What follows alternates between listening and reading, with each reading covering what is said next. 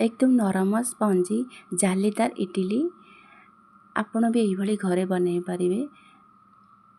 ता पुणी उषुना चाउल वीडियो को मोर संपूर्ण देखु जानीपारे आपण भी यही घरे इडली बनई खाईपारे।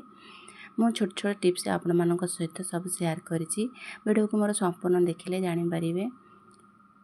आपण जदि मो चैनल नुआ थे ताले प्लीज लाइक शेयर सब्सक्राइब करदेवे, बेल आइकन को भी प्रेस करदेवे जहाँफल कि मोर नुआ नुआ नोटिफिकेशन आपण पाखे पहुँची जीव। फेसबुक पेज रे देखुले फॉलो तो निश्चय करदेवे। ताले डेरी कहीं आसन देखा आज रेसिपी मो उषुना चाउल केमी बनाऊँ इडली। नमस्कार, मिल्की किचन को आपण को स्वागत। ये मो उषुना चाउल 2.5 कप नहीं जाइए जहाँ आम सब घरे व्यवहार कर चाउल ए कप रे मु 2.5 कप नहीं जाइए।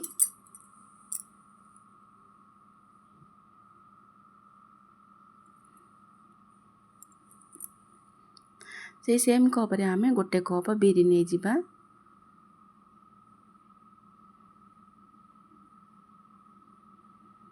या को भल भाव में धोईकी 4-5 घंटा पर्यंत भिजिबा को छाड़देवा। एबे मु 4-5 घंटा पर बिरी चाउल को धोईकी नहीं आसी ग्राइंडिंग जार पकईकी ग्राइंडिंग करदबा।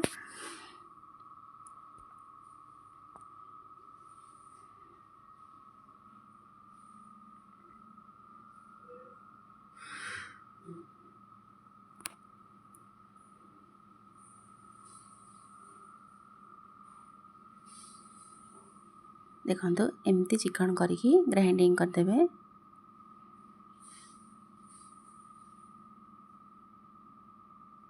एबे हो गला डाली तड़का आम यहाँ भल भाव में 5 मिनट पर्यंत मिसईदबा। जेहेतु गरम दिन 4-5 घंटा पर आपण इडली करें। देखो 4-5 घंटा पर केते सुंदर फॉर्मेट हो जाइए। आउ अधिका समय रखिले खट्टा हो जेहेतु गरम दिन। एबे आमे इडली प्रस्तुत करवा। ये मो पानी बसई देइथिली, पानी गरम हो गलानी। इडली छांच रे आमे तेल देकी बैटर को देदबा।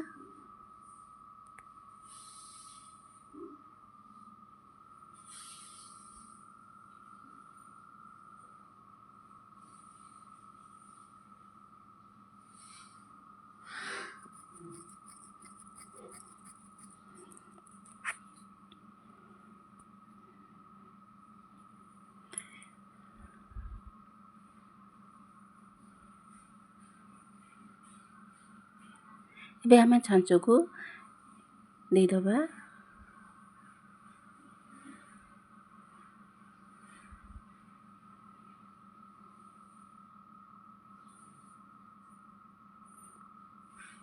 तापर आमे एतरे घोड़नी घोड़े दबा।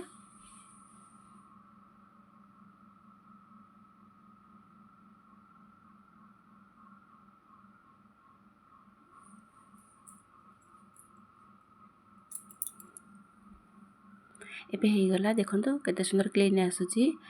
या काढ़ी नवा। तापर मुझे चकुली बनैया पई नॉनस्टिक कड़ाई टे बसई देइची। आपनकर जेमेती इच्छा इडली खाइबा को इच्छा इडली बनई पारिबे, चकुली खाइबा को इच्छा चकुली भी बनई पारिबे। तर गोटे घोड़नी घोड़े दबा।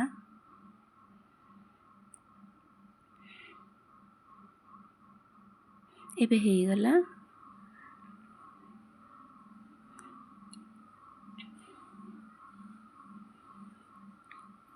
देखो केते सुंदर इडली चकुली मु बनई देइची। आपण चटनी साहाय्य डालमा साहाय्य कि सांबर साहाय्य आपण जेमिति भी इच्छा सेमिति खाई परिवे। वीडियो को मोर संपूर्ण देखिथिबार धन्यवाद। आज पई रहउची पुणी आसीबे नुआ रेसिपी नेकी। नमस्कार, बाय, जय जगन्नाथ।